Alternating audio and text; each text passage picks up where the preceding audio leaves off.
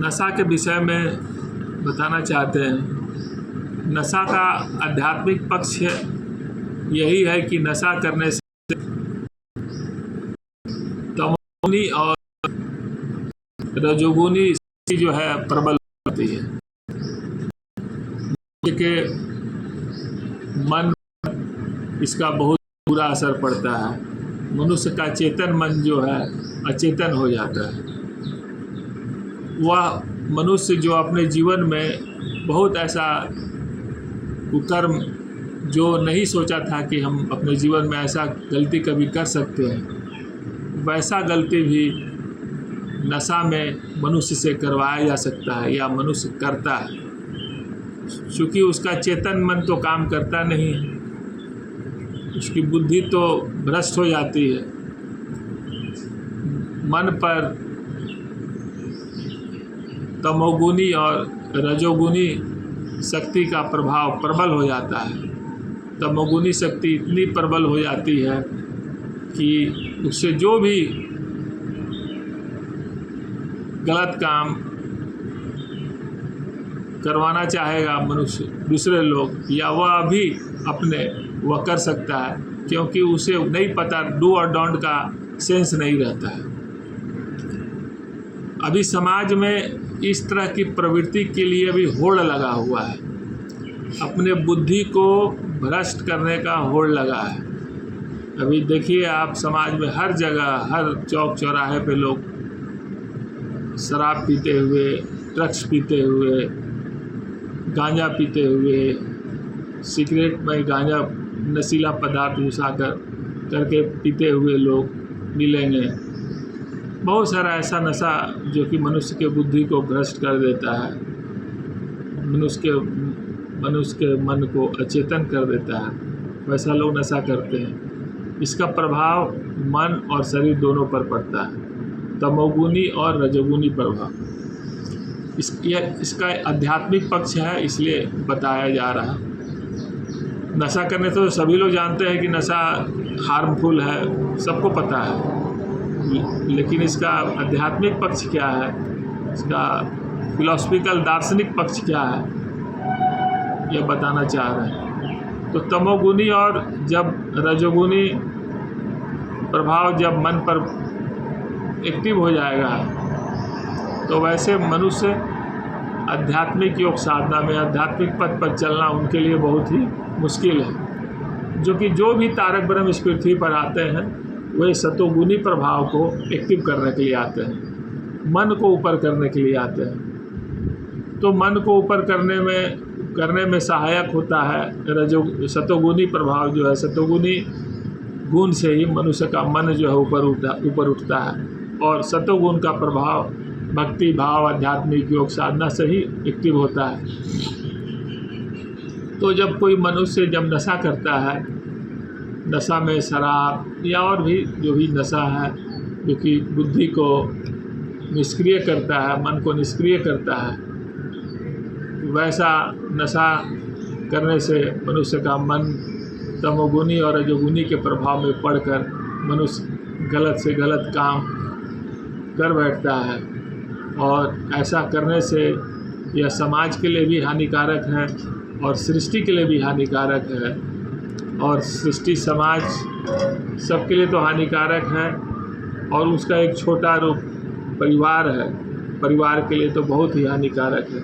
आप ज़रा सोच कर देखिए, अगर किसी के परिवार में अगर कोई एक व्यक्ति अचेतन अवस्था में रहता है, हर तरह से स्वस्थ है, लेकिन मन से अचेतन अवस्था में है, तो उसके परिवार के जो सदस्य हैं, खास करके उनके बाल बच्चे, पत्नी या उनके अभिभावक, उनको कितना खराब लगेगा, उनके मन में कितना दुख होगा। और उन सब से भी ज़्यादा दुख उस परम पुरुष को होगा, जो कि परम पुरुष आपको इस पृथ्वी पर भेजे थे। एक बुद्धिमान मनुष्य बनाकर भेजा गया था आपको, ताकि आप ज़्यादा से ज़्यादा सृष्टि के बारे में सोचें, समाज के बारे में सोचें। आप एक बुद्धिमान मनुष्य होने के नाते आपको एक बहुत बड़ा एक जिम्मेवारी था कि जितने भी सृष्टि पर पेड़ पौधे, गुलमलता, जीव जंतु हैं, उनके कल्याण के बारे में सोचा जाए। लेकिन आप लेकिन मनुष्य क्या करता है, मनुष्य इस अपने अच्छे मन को भी खराब कर लेता है नशा करके। और अभी तो उसका होड़ लगा हुआ है, कंपटीशन है, नेगेटिविटी का भी कंपटीशन, नेगेटिव काम करने का भी समाज में होड़ लगा हुआ है। बहुत सारे युवा जो है नशा के नाम पे गलत नशा का सहारा ले रहे हैं और का एक बहाना रहता है कि हम नशा करके रात को सो जाते हैं। उनके लिए एक बहुत अच्छा एग्जाम्पल है। जो भी शरीर पर ले रहे हैं, जो भी शरीर में ले रहे हैं, उसका प्रभाव तो मन पर पड़ेगा ही। उसका तमोगुनी और रजोगुनी प्रभाव तो मन पे पड़ रहा है। भले ही आप सो जाएं, सोने की अवस्था में ले रहे हैं, फिर भी आपके मन पर उसका बुरा असर पड़ रहा है। तो जब मन पे बुरा असर पड़ेगा, शरीर पर उसका बुरा असर पड़ेगा, तो उसका रिफ्लेक्शन आप समाज में ही दिखेगा। जो कुछ एक्टिविटी अच्छा काम करता है उसका भी रिफ्लेक्शन समाज पे पड़ता है, और जो मनुष्य बुरा काम करता है उसका असर भी समाज पे पड़ता है। का ऐसा स्थिति है जिससे नहीं छुपा है। दुनिया में इसका हो रहा है, खासकर भारत देश वैसे राज्य के पूरे वर्ग जो है, युवा क्या हर वर्ग के, खासकर युवा का चर्चा इसलिए आता है, युवा ही हमारा भविष्य है। बहुत कम उम्र के बच्चे आजकल बच्चियां भी उतना ही शिकार हो रही है नशा का जितना कि पुरुष हो रहा है, लड़के हो रहे हैं। कोई समाज में रोक टोक नहीं है। इसलिए मैं बार बार बोल रहा हूँ कि बुद्धि भ्रष्ट करने का होड़ लगा हुआ है, और मनुष्य एक जिम्मेवार जीव है, और इसलिए उनको इस चीज़ को अगर नहीं रोका गया तो एक दिन मनुष्य के कारण ही सृष्टि विनाश के ओर आगे बढ़ रही है। और उसका सबसे बड़ा कारण है नशा। नशा से सृष्टि पर तमोगुनी शक्ति और रजोगुनी शक्ति बहुत एक्टिव हो गई है, प्रबल हो गई है। जब जब इस पृथ्वी पर धर्म की गलानी हुई है, तब तब असुरी शक्ति, नेगेटिव शक्ति का चाल चलन, रहन सहन ऐसे ही रहा है जैसा भी आपको बताया जा रहा है।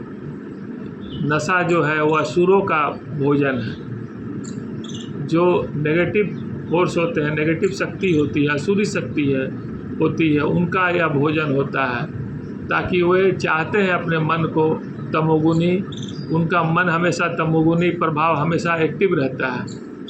जो असुर लोग होते हैं उनका तमोगुनी और रजोगुनी प्रभाव हमेशा उनका एक्टिव रहता है।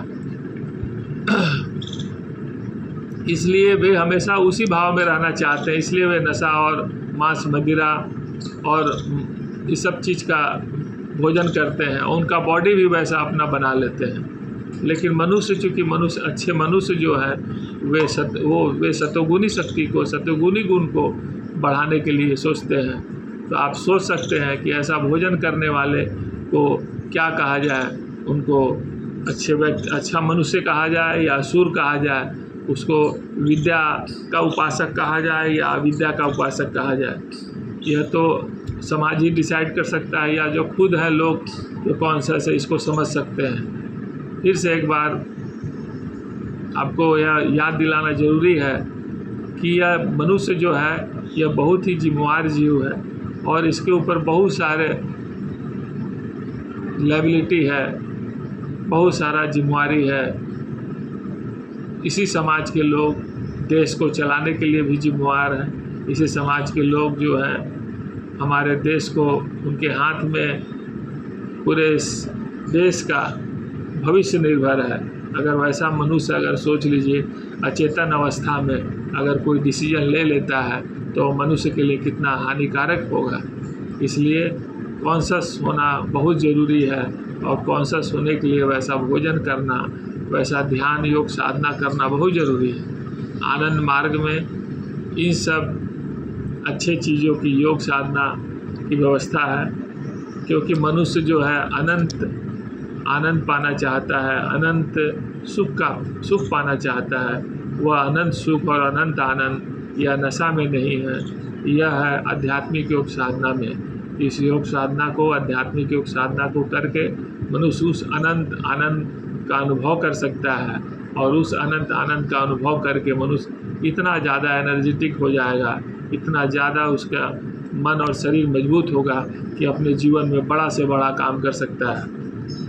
नशा करने से तो लोग निष्क्रिय होते हैं, लेकिन यह ध्यान योग साधना करने से मनुष्य जो है वह बहुत ही एक्टिव होता है, और उसका मन भी मजबूत होता है। वह अनंत आनंद का अनुभव करता है और मस्त रहता है, और उसके द्वारा बड़ा से बड़ा अच्छा सकारात्मक कार्य, शुभ कार्य किया जा सकता है, जिससे पूरे सृष्टि का कल्याण संभव है। इसलिए हम लोग को नशा से पूरे समाज को बचाना है, और सतोगुणी प्रभाव को प्रबल करने के लिए ज़्यादा से ज़्यादा योग साधना, आध्यात्मिक योग साधना पर बल देना है।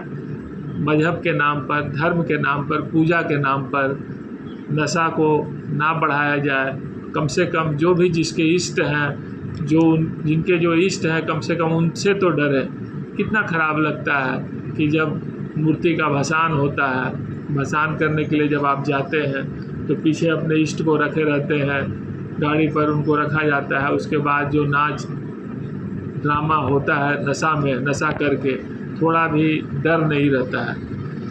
मनुष्य से तो नहीं डरते हैं लोग, लेकिन अपने जो इष्ट हैं उनसे भी नहीं डरते हैं। इसका एक सबसे बड़ा एग्जाम्पल है कि मन पर तमोगुनी और रजोगुनी शक्ति का प्रभाव बढ़ जाता है। यही सबसे बड़ा एग्जाम्पल बताना चाह रहे हैं। इसलिए ऐसा करते हैं लोग, उनका शर्म लाज, उनका भय ख़त्म हो जाता है, क्योंकि जब नशा कर लेते हैं तो मन पर तमोगुण का और रजोगुण का प्रभाव बढ़ जाता है। इसलिए भगवान को भी ध्यान नहीं देते हैं, अपने इष्ट को भी ध्यान नहीं देते, अपने माँ बाप को भी ध्यान नहीं देते, अपने बड़ों को भी ध्यान नहीं देते हैं, अपने शिक्षक को भी ध्यान नहीं देते हैं, और उनके सामने यह सब कृत्य इसलिए किया जाता है क्योंकि उनके मन पर रजोगुण एवं तमोगुण का प्रभाव एक्टिव हो जाता है नशा करने से। यही इसका सबसे बड़ा आध्यात्मिक वैज्ञानिक कारण है। तो इसलिए हम लोग ज़्यादा से ज़्यादा योग साधना के बारे में सोचें, मन को अंतर्मुखी करके मन को परम पुरुष के तरफ बढ़ने के बारे में सोचा जाए। आत्मोक्षार्थम जगत हिताय च के पथ पे चल करके ही मनुष्य अनंत सुख एवं अनंत आनंद का अनुभूति कर सकता है। आनंद मार्ग सुनील आनंद।